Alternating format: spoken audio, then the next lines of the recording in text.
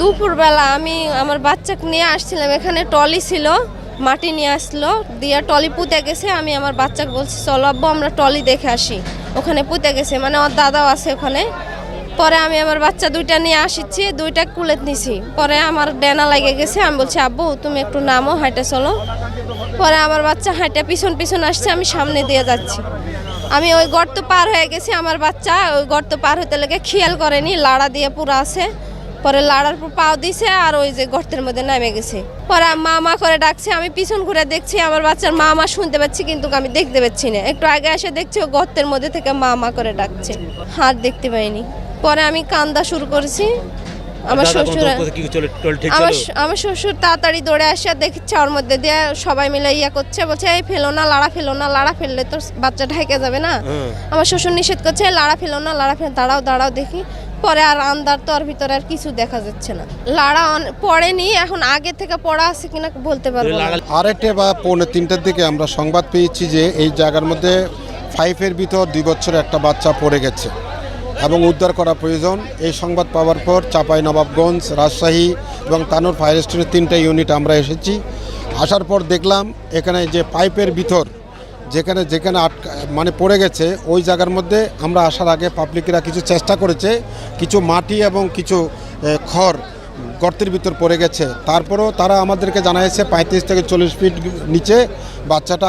আমরা আমাদের সার্চভিশন ক্যামেরা দিয়ে আমরা দেখলাম যে বাচ্চাটা কিন্তু আমরা দেখি নাই বলতে ওখানে মাটি এবং খড় পড়ার কারণে আমরা দেখতে পারি নাই, তবে বাচ্চা ওখানে আছে, বাচ্চার আত্মীয় স্বজন বলছে। তা আমরা সাথে সাথে আমরা স্থানীয় প্রশাসনকে জানিয়েছি আমাদের এক্সকেভেটরের প্রয়োজন আছে, আমাদের এই মেডিকেল টিমের প্রয়োজন আছে, হ্যাঁ আমাদের অক্সিজেনের প্রয়োজন আছে।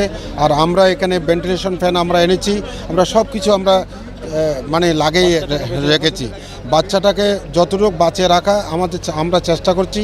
বাদবাকিটা এক্সকেভেটর মাটি কাটা শেষ করে দিলে আমরা বাচ্চারা উদ্ধার করতে পারবো। উদ্ধার কার্যক্রম এখন ভেন্টিলেশন তো দেওয়াই আছে এবং মেডিকেল টিমও আছে সব কিছু, আর এক্সকেভেটর দিয়ে মাটি কাটার মানে চলছে। আশা করি 3 ঘন্টার মধ্যে মাটি কাটা শেষ হবে বাচ্চাটা। আমরা এটা যেহেতু এখানে বাচ্চাটার কাছে, যেটা ফায়ার সার্ভিস বলছে যে বাচ্চাটার কাছে তো আর এখান দিয়ে পৌঁছানো যাচ্ছে না, পাশে একটি গর্ত করে সেখান থেকে ঢোকার চেষ্টা করা হচ্ছে। এবং এমনও যেন না হয় যে যেটা বাচ্চার জন্য হুমকির হয়। ফায়ার সার্ভিস বলেছে যে যদি এরকম যদি না হতো যে বাচ্চার মানে লাইফ রিস্ক না থাকতো তাহলে হয়তো অনেক আগেই আমরা বাচ্চাটাকে বের করে ফেলতে পারতাম, কিন্তু বাচ্চাটা যেন নিরাপদ থাকে সেটার জন্যই চেষ্টা করা হচ্ছে পাশে গর্ত করে ঢোকার জন্য। এবং হোপফুলি 30 ফিটের মধ্যে আমাদের মনে হয় 20 ফিটের মতো গর্ত ইতিমধ্যে করা হয়ে গিয়েছে যেটুকু জানা যাচ্ছে। আর এই তো এখন আপনারা সবাই দোয়া করেন, আমরা সবাই দোয়া করি যেন বাচ্চাটাকে আমরা সুস্থভাবে উদ্ধার করতে পারি।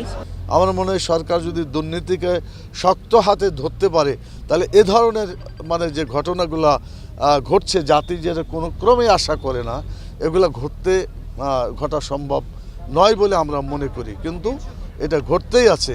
এটা সরকারের দুর্বলতা, এবারে কোনো সন্দেহ নাই। এবং এই প্রকল্প যারা করেছে তাদেরকে আইনের আওতায় এনে তাদেরকে দৃষ্টান্তমূলক শাস্তি দিলেই পরবর্তী কোনো জেনারেশন বা যারা এটা করবে তারা সতর্ক হয়ে যাবে।